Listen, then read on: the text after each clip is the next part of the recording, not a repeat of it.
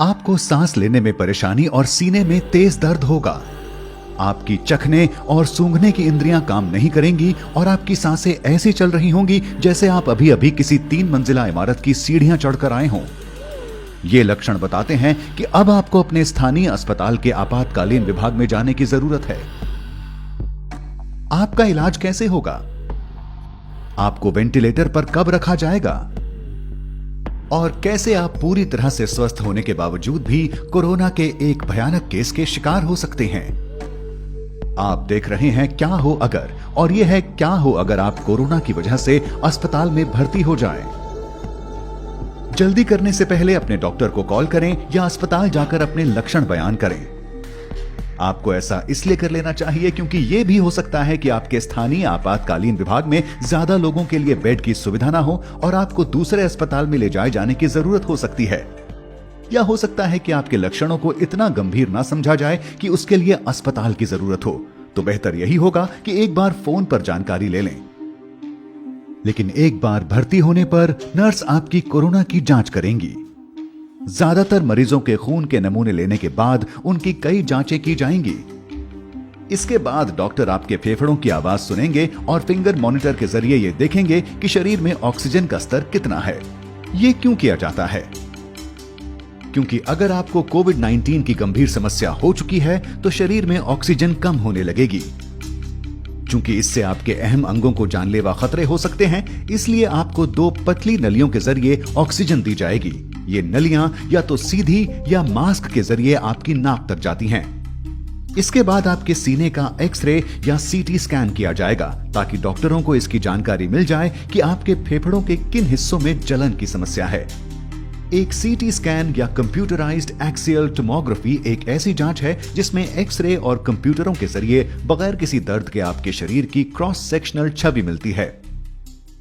सीटी स्कैनर एक बड़ी चौकोर या गोल एक्सरे मशीन होती है जिसके बीचों बीच एक गोलाकार टनल होता है। यहां से डॉक्टर आपके सीने को देख पाते हैं।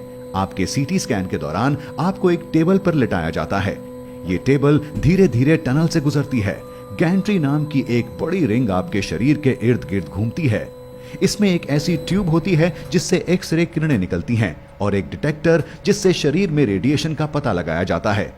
गैंट्री के घूमने से ये किरणें अलग अलग एंगल से आपके शरीर की तस्वीरें लेती हैं। फिर ये सारी सूचना कंप्यूटर तक जाती है जहां आपके फेफड़ों के 3D मॉडल की तस्वीर तैयार होती है। इससे डॉक्टर आपके कोरोना संक्रमण की गंभीरता तय कर पाते हैं। जब आपके डॉक्टर के पास आपके कोरोना संक्रमण से जुड़ी सारी जानकारी आ जाती है, तब आगे का इलाज किस तरह से किया जाता है? कुछ मरीजों को एंटीबायोटिक दिया जा सकता है। यह दवा सीधे कोरोना से नहीं लड़ती, लेकिन इस दिशा में कारगर हो सकती है कि आपके फेफड़ों में कोई दूसरा बैक्टीरियल संक्रमण ना हो। लेकिन चूंकि अभी खास तौर पर कोरोना के लिए कोई दवा नहीं है, ऐसे में सारी जिम्मेदारी आपके शरीर में रोगों से लड़ने वाले सिस्टम यानी इम्यून सिस्टम पर होती है। ऐसे में आशा यही है कि आपका शरीर वायरस से लड़ पाए और ये कि ऑक्सीजन थेरेपी और देखभाल आपके लिए कारगर साबित हों। अगर सब कुछ सही दिशा में जाता है तो आपका रोगों से लड़ने वाला सिस्टम धीरे धीरे वायरस को मार सकने जितने एंटीबायोटिक पैदा कर लेगा। लेकिन क्या हो अगर आपकी स्थिति और खराब होने लगे? ऐसे में हो सकता है आपको सांस लेने में दिक्कत, बुखार, तेज सर दर्द और उल्टी आने जैसी स्थिति का सामना करना पड़े। अगर खून में मौजूद ऑक्सीजन का स्तर ज्यादा गिरने लगता है, तब डॉक्टर आपके इलाज में तेजी लाते हुए आपको हाई फ्लो नेजल ऑक्सीजन पर रखेंगे।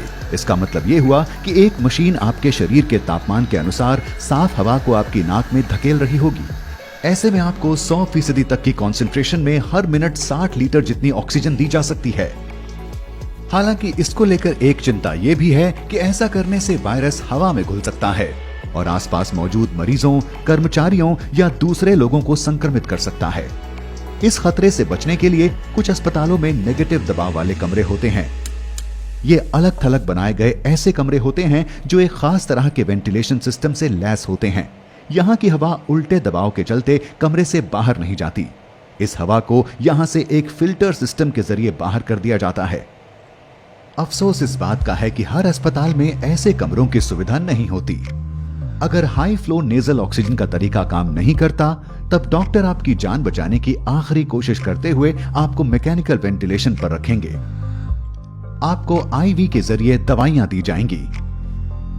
मैकेनिकल वेंटिलेशन का पहला चरण एंडोट्रैकियल इंट्यूबेशन होता है। आपके सोने के बाद आपके डॉक्टर लैरिंगोस्कोप नाम के एक उपकरण का इस्तेमाल करेंगे। ये उपकरण एंडोट्रैकियल ट्यूब को उसकी सही जगह तक पहुंचाता है। डॉक्टर आपके सर को पीछे की ओर झुकाएंगे और लैरिंगोस्कोप को आपके मुंह के जरिए गले तक पहुंचाएंगे। यहां इस बात का खास ध्यान रखा जाता है कि यह आपके दांतों के संपर्क में ना आए। आपके डॉक्टर इसके बाद धीरे धीरे आपके एपिग्लॉटिस को उठाएंगे। यह आपके लैरिंग्स की रक्षा करने वाला हिस्सा होता है।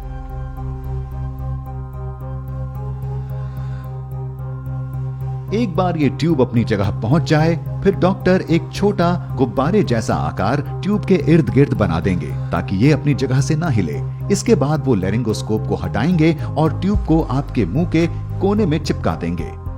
आपके डॉक्टर ये ध्यान रखेंगे कि ये ट्यूब ठीक तरह से आपकी सांस की नली के निचले हिस्से में लगी हुई हो।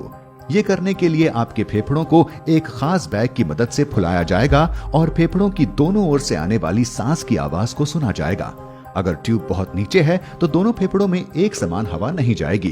कुछ मामलों में ट्यूब की सही जगह सुनिश्चित करने के लिए इंट्यूबेशन के तुरंत बाद एक्सरे लिया जाता है। एक बार ये एंडोट्रैकियल ट्यूब अपनी सही जगह पर लग जाए, फिर आपके डॉक्टर इसे मैकेनिकल वेंटिलेटर से जोड़ देंगे, जहां एक खास तौर से डिजाइन किया पंप होता है। इस पंप के जरिए आप ऑक्सीजन की भरपूर मात्रा वाली हवा अपने फेफड़ों में लेते हैं और कार्बन डाइऑक्साइड को छोड़ पाते हैं। शरीर में ऑक्सीजन और कार्बन डाइऑक्साइड के स्तर पर नजर रखी जाती है ताकि यह सुनिश्चित किया जा सके कि वेंटिलेटर ठीक तरह से काम कर रहा है। तो अब आप सो रहे हैं और एक मशीन आपकी सांसों का ख्याल रख रही है। इस पड़ाव पर आपके बच पाने की कितनी संभावना है? बदकिस्मती से US agency for international developments emerging pandemic threat programme के पूर्व हेड और संक्रमित बीमारियों के जानकार डॉक्टर डेनिस कैरल का मानना है कि वेंटिलेटर पर पहुंचे कुल कोरोना मरीजों में से केवल 1/3 ही जिंदा बचे रह पाते हैं। वेंटिलेटर का ज्यादा लंबे वक्त तक इस्तेमाल भी एक मरीज के लिए घातक साबित होता है। तो अगर आप इन हालातों में बचे रह जाते हैं, आपके लिए आगे का रास्ता अब और भी लंबा होने वाला है। इस बीमारी के फैलने के शुरुआती दिनों में कुछ अस्पतालों ने शुरुआती इलाज के दौरान ही मरीजों को वेंटिलेटर पर रखा था। इसके पीछे की वजह यह भी थी कि ऐसे इलाज से वायरस को हवा में फैलने से रोका जा सकता है। अब जब शोध के लिए कोरोना के कई मामले हमारे सामने हैं, स्वास्थ्य जानकारों की कोशिश है कि वो अलग अलग तरह की सांस संबंधी दिक्कतों के लिए दिशा निर्देश जारी कर पाएं और ये बता पाएं कि किन मामलों में वेंटिलेटर का इस्तेमाल किया जाना है। इनमें कुछ ऐसे निर्देश शामिल हैं, जैसे मरीज को पेट के बल लिटाना, इसे प्रोन पोजिशनिंग कहा जाता है। माना जा रहा है कि इससे फेफड़ों तक पहुंचने वाली ऑक्सीजन की मात्रा को बढ़ाया जा सकता है। तो ये सब जानने के बाद क्या वजह है कि ये वायरस कुछ लोगों में केवल एक छोटी सी बीमारी बनता है, लेकिन कुछ लोगों के स्वस्थ होने के बावजूद ये उनकी मौत की वजह तक बन जाता है? ऐसे मामलों के लिए यह कहा जा सकता है कि बड़ा नुकसान रोगों से लड़ने वाले सिस्टम के कमजोर होने से होता है, न कि खुद वायरस से। सीधे शब्दों में, जब आपके शरीर के किसी सेल को किसी बाहरी खतरे या वायरस का अंदेशा होता है, तो वो सबसे पहले खुद को खत्म कर लेता है। ऐसा इसलिए कि वो बाकी सेलों तक ये संक्रमण पहुंचने से रोक पाए और आपकी रक्षा कर सके। ऐसा इसलिए हो पाता है कि आपके इम्यून सिस्टम के सेल यानी मैक्रोफेजेस सिग्नल देने वाला एक छोटा प्रोटीन छोड़ते हैं जिसे साइटोकाइन कहा जाता है। इनमें से कई प्रोटीन सेल के मरने के पीछे की वजह होते हैं। जब कई सेलों में एक साथ ऐसा हो रहा होता है तो इससे टिश्यू का काफी नुकसान हो सकता है। स्वास्थ्य जानकार इस प्रक्रिया को साइटोकाइन स्टॉर्म कहते हैं। कोविड-19 होने पर नुकसान फेफड़ों के टिश्यू का होता है। इससे फेफड़ों की छोटी थैलियों की दीवारें एक तरह का तरल छोड़ने लगती हैं, जिससे निमोनिया होता है और खून में ऑक्सीजन की कमी होने लगती है। आपके ज्यादातर सेल साइटोकाइन के बेरोक स्तर के चलते दम तोड़ने लगते हैं। ये आपके फेफड़ों का तब तक नुकसान करता है जब तक वो ऐसी स्थिति में ना पहुंच जाएं जहां से सुधार मुश्किल है। आपका शरीर अब खुद का ही नुकसान कर रहा होगा। साइटोकाइन स्टॉर्म कोरोना के गंभीर मामलों के मरीजों में एक आम बात हो चुके हैं और कई मामलों में लोगों की मौत के पीछे की वजह भी यही है। आप में ये साइटोकाइन स्टॉर्म होगा या नहीं, ये काफी हद तक आपके जीन्स पर भी निर्भर होता है। H1N1 फ्लू वायरस के मरीजों में ये पाया गया है कि जिनमें ये साइटोकाइन स्टॉर्म आया वो काफी हद तक जेनेटिक कारणों से था। अब ये काफी हद तक संभव है कि बढ़ती उम्र के साथ ये जेनेटिक इम्यून विकार आप में भी विकसित हो जाएं। लेकिन ऐसी भी संभावना है कि आपके जीन्स में पहले से ही कुछ ऐसा हो जिससे आप कोरोना वायरस से संक्रमित होकर तुरंत साइटोकाइन स्टॉर्म की समस्या से घिर जाएं। यहाँ ये समझना जरूरी है कि साइटोकाइन स्टॉर्म की पूरी तस्वीर अभी हमारे सामने नहीं है और स्वास्थ्य समुदाय को इस बीमारी के सारे पड़ावों को समझने में अभी लंबा वक्त लगेगा। कई जानकारियों की दूसरे संस्थानों के जरिए पुष्टि होना अभी बाकी है। लेकिन अच्छी बात यह है कि दूसरी बीमारियों में काम आने वाले ऐसे तरीकों पर शोध जारी है जो साइटोकाइन स्टॉर्म को रोक सकें और कोरोना से लड़ सकें। साथ ही नए तरीकों की खोज की दिशा में भी लगातार काम किया जा रहा है। मौजूदा वक्त में ऐसी सैकड़ों दवाइयों पर खोज जारी है जो कोरोना से लड़ाई में काम आ सकती हैं।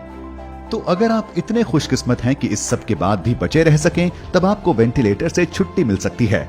आपको शायद बहुत ज्यादा थकान महसूस हो, लेकिन अब आपको अस्पताल के आम वार्ड में रखा जाएगा। आप इस जगह तब तक रहेंगे जब तक आपके शरीर की ऑक्सीजन सुरक्षित लेवल तक नहीं आ जाती। इसके बाद आपको अस्पताल से छुट्टी मिल सकती है। आप घर जा सकते हैं और अपने परिवार और दोस्तों के बीच वापसी कर सकते हैं। मैं आशा करता हूं कि कोरोना की वजह से अस्पताल जाने पर आप ये समझ चुके होंगे कि क्यों हमें सावधान रहने की जरूरत है। कोरोना न केवल लोगों के स्वास्थ्य पर असर डाल रहा है, बल्कि ये हमारे जीवन के हर पहलू पर भारी पड़ रहा है। ऐसे में अगर अर्थव्यवस्था पूरी तरह से डगमगा जाती है, तब आप क्या करेंगे? जानने के लिए बने रहें क्या हो अगर के साथ।